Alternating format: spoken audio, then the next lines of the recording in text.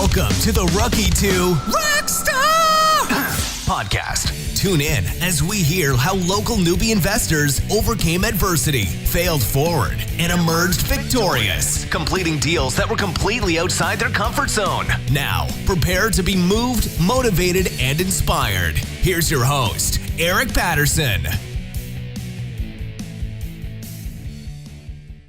Welcome to the Rookie to Rockstar interview series, season one. Again, I'm hoping to do this next year as well. We have today Darryl Evanetich. Is that right? Evanetich, yeah. Evanetich, yes. Thank you, Darryl. My bad. But Darryl is going to talk to us today about his first hard money loan and how he acquired it and his experience there. One thing about Darryl is we are of a kindred spirit. We're both come from a engineering background, and when I saw Darryl speaking, I saw that again we have very similar backgrounds, and so he's very analytical when it comes to his approach. And so I want to hear more about that. But anyway, Darryl, tell everybody hello and tell us a little bit about kind of your background and how it is you came to got into real estate investing. Hey, Eric. Yeah, thanks for having me on. A little bit about me. So I come from an engineering background. So I have a full-time job working as a systems engineer for the Air Force. I really got into real estate about a year and a half ago when I wanted to buy a house. So I did a little research on that, and a lot of books that I read wasn't really giving me any information on how to buy a house. It was more on the investing side. So that's how I dove onto that tunnel. And I had a lot of money saved up and I was investing in stocks, but I never really felt like I had control of anything. Right. And then I found real estate, and it's almost, I like the return on my investment, and also I like the control your own destiny part. And you can kind of make your money before you even buy anything. If you run the numbers right, that I have in an Excel spreadsheet, I felt like that I was, went into a way better situation than with typical stocks or, mutual funds, things like that. Okay. So tell us about that. Let's dive right in, man. Tell us about this first hard money loan deal. Tell us a little bit kind of how you found it and what it was like to get that hard money loan. Yeah, so I saw it was a big wholesaler around the Salt Lake area. I got it via email. I actually saw it like 2 or 3 weeks before I actually pulled the trigger on it. Just saw it in passing. They send you about 2 or 3 emails a week. So I saw it, didn't look anything impressive. And then I went to a Bigger Pockets meetup on a Thursday night at some local bar in Salt Lake. And one of my fellow investors was like, "Hey, man," he's like, "Did you see that Rose Park deal?" He's like, "Yeah, they sold for $180,000." I'm like, wait, a $180,000 deal, 5-bedroom Rose Park? It's like, oh, I must have missed it. So he's like, "Yeah, man, I had first dibs on it, but my job told me I was moving to Atlanta." So he's like, "You should jump on it because it's open." So I hit up the wholesaler saying, "Hey, I'm really interested in this." Didn't hear anything back for about 3 days, and I got a text on like a Tuesday at work saying, "Hey, you're next in line. Do you want the house?"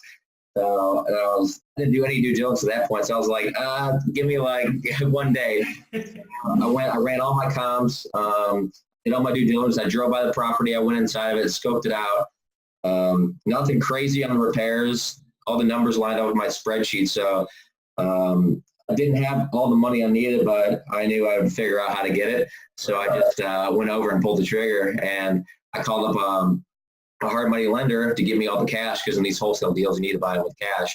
So I did that. He ran his numbers. He did his own due diligence. He said it was good to go. So within 3 days of me getting a text from him, we ended up closing on the house. So it happened pretty quick once I made a decision.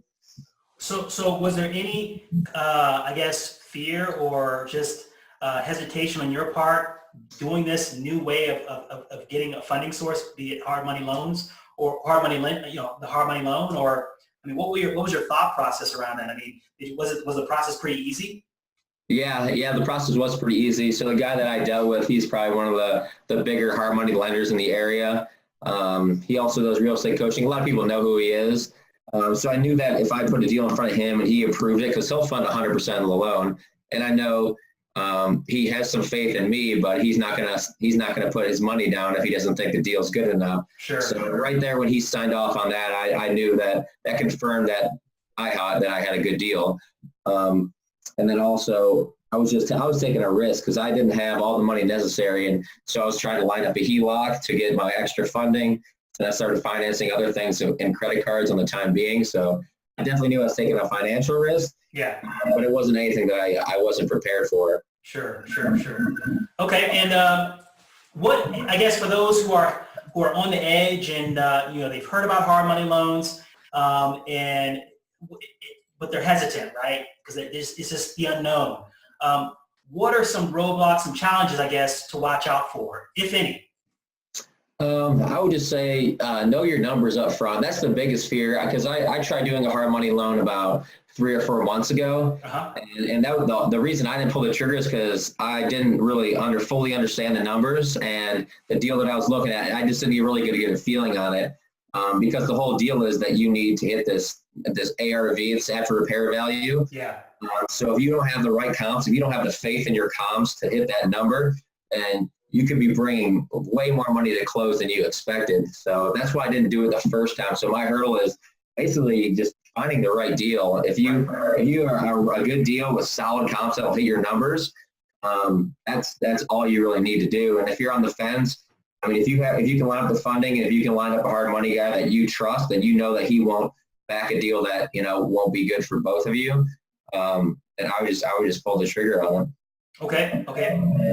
Thanks for sharing that. Let me ask you this: how do you maintain? First of all, how do you come across most of your deals? Is it typically by wholesalers or what? Yeah. So my first 2 deals, I actually found them on the MLS. So I'm always hunting that way. But lately I've been I'm on about 2 or 3 big wholesalers email lists. Okay. So I'll get probably 5 or 6 emails a week just on typical wholesales. So I know how to vet them really quickly.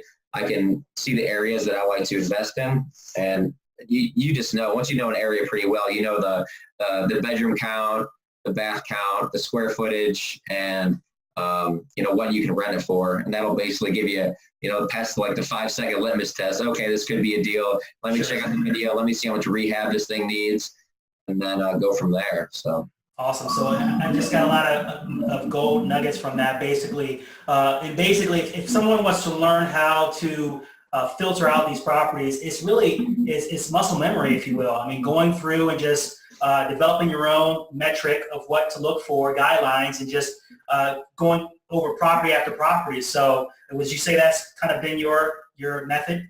Yeah, absolutely. So one of the books I read, he says he interviewed a bunch of elite performers, right? And he was saying that it wasn't that they had this omnipresence, that they thought they were God. They had this supreme confidence. He was saying that basically the tagline is competence equals confidence.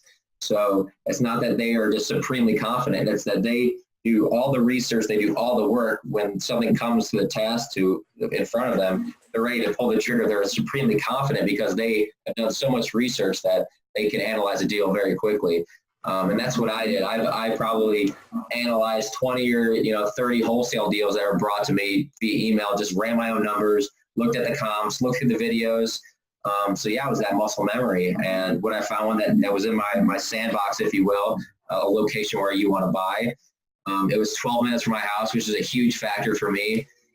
Basically, because it's only my 3rd rental I have, so I still want to be pretty close to it. Sure. Micromanages, my contractor totally dips out on me. I want somewhere where I can be there every day, and I'm not driving an hour every day. So location was key for me. And yeah, I was basically I knew how to run the numbers, and once they worked out, I just pulled the trigger on it.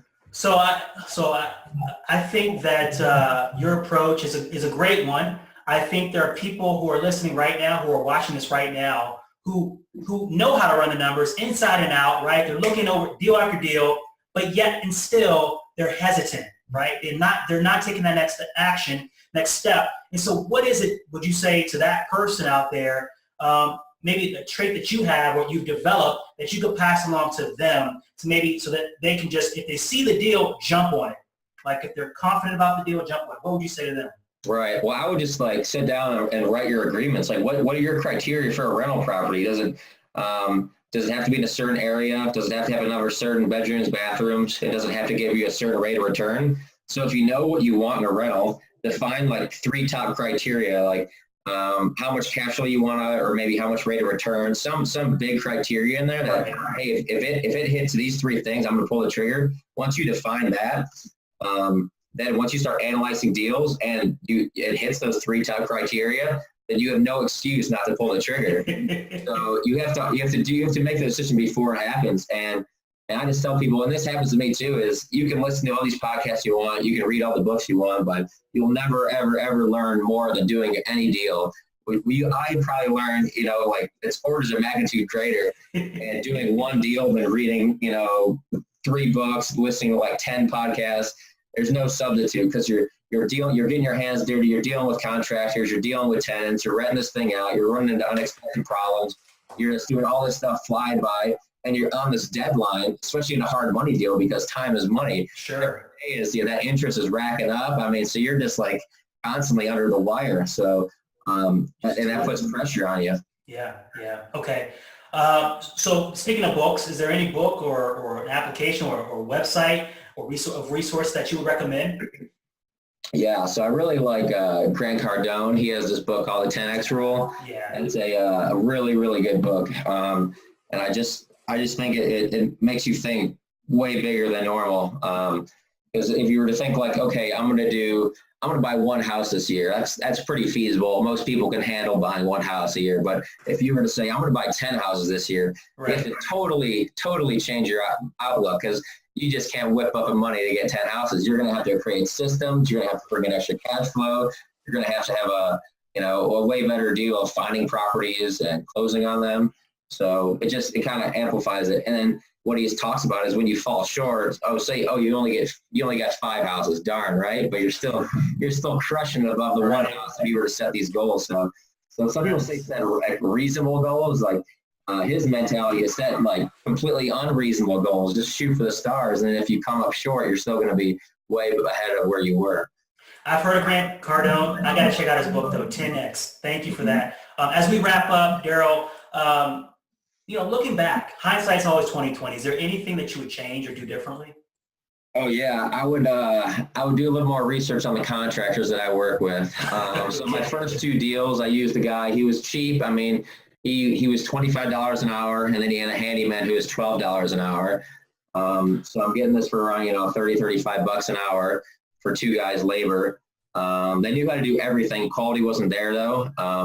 I just trusted because I had a referral from somebody saying, hey, you guys are good. They've done rentals. And I'm living in a house that they've done, and just, things are slowly degrading over time. The quality's not there. And just on my last property, I just started new. I dissed all my contractors. I went on this app called Thumbtack. I don't know if you ever heard of it. Yeah. That's another cool thing for all those beginners out there. If you need bids on jobs, use an app called Thumbtack. You literally just you take a picture of what you need done. You put a little description on there, and you just sit back, and people are calling you, people are texting you, giving you bids for a job. So awesome. Well, thank you for sharing. I appreciate your time, and everyone who's out there viewing, I'm sure appreciate your time and sharing your experiences. That's all I have for today. Thank you again, Darryl. And if they want to reach out to you, again, I'm going to provide an email address. They're okay to reach out to you? Absolutely. Okay, excellent. Well, that's it. And to your prosperity, everyone out there. Thank you. Awesome. Take care, guys. All right. All right, welcome back. Talk about a guy who's kicking butt and taking names. One of the reasons why I can appreciate what Darryl's doing is the fact that I've actually been in a similar position. Both of us have either served in or supported the Air Force in some form or fashion. We both have a background in engineering. And so I can appreciate the fact that he's got this full-time job in the working for the government, and as well as being a realtor, so helping clients as well as managing his property. So he's wearing a lot of hats. And so great interview. I think there's a lot to be learned from his lessons, from his experiences. And I just want to kind of highlight some of those right now. So some of the takeaways that I got from this are know your numbers, have a criteria. Know your numbers and have a criteria. So one of the things I will offer up is that Darryl has an amazing spreadsheet that he put together called the House Analyzer Tool. And so if you want access to that, feel free to email Darryl, and I'm sure he'll be willing to give you access to that. But what a way to keep track of your metrics, know where your money's going and what rate of return you're getting, and all those good things, right? So don't waste time on the properties that aren't going to get you the return that you want. Competence equals confidence. I love when Darryl said that because it's so true, right? So you got to train that muscle in your brain to be able to look through properties, look through the numbers, and figure out what's going to make sense and what's not going to make sense. Don't waste your time on the things that aren't going to make sense, and then that will give you the confidence to pull the trigger on these deals, right? But again, avoid analysis paralysis. It's easy to get caught in that trap. No substitute for action. Again, we've heard this time and time again. You got to take action, and the only way you're really going to learn the lessons that you're really going to learn are when you take that action. You can have all the book knowledge in the world, but until you have that experience, I guess one person told it to me this way: would you rather travel somewhere with a travel agent or a guide, right? You want to be with the person who's been a guide, who's actually been there and hasn't read about it. So take action. Recommended resources. I'm going to check out this one book. I've heard of Grant Cardone, but I had never read his book 10X, so I'm definitely going to check that. I highly advise you to do the same. Thumbtack.com. I typically have gone to Angie's List in the past, but I want to try this Thumbtack.com. Seems like they got a pretty innovative way of filtering out who would be the good contractors for you, and they actually come to you, it sounds like, and they compete for your business. And of course, we've heard about Bigger Pockets, but I never knew that there was a Bigger Pockets meetup in this area. So highly suggest you check that out. All right. And with that said, of course, I got to promote my favorite strategy, the private banking strategy, just because it's done so much for me in my life. But my question for you is, how would you like to be in a position to not to significantly reduce your chances of choosing a dud property, right? So the reality is this: I've been in situations where my money has been sitting in a bank, waiting for an opportunity. And I get so itchy, I get so anxious about using that money because I know it's not doing for me or working for me in the bank, right? And so consequently, sometimes there are times when you may make decisions out there as far as a rental property or an investment that may not meet the standards that you're hoping for, right? Why? Because we're a bit hasty in putting that money to work, so much so that we might have chosen something, a property, an investment that where we could have chosen a better property, right? Because again, we want to get that money working and it's not doing anything in the bank. So my question for you is this: how would you like to have a strategy where you don't have that anxiety, that angst of putting that money to work because it's already working somewhere for you, waiting for you to use it, right? So my question for you is, where are you storing your capital? Where are you storing your capital? And for most people, that answer is going to be in a bank. And my next question would be, how is that serving you? For most people, you're getting 0.5% if you're lucky. That money's getting taxed, and the bank has control of it. The moment they get it, they're loaning it out, right? And so there is a better way. There is a better way. I can show you how to double your returns over the long term using the private banking strategy, right? As a matter of fact, if you get Darryl's house analyzing tool, you'll get one rate of return, right? You put your numbers in for a prospective property, and you'll get a rate of return. I can easily double that by storing your money that's not being used in the private banking strategy, right? So, a lot of times those sort of tools, the analyzers, the spreadsheets, they analyze the return that's in that investment, right?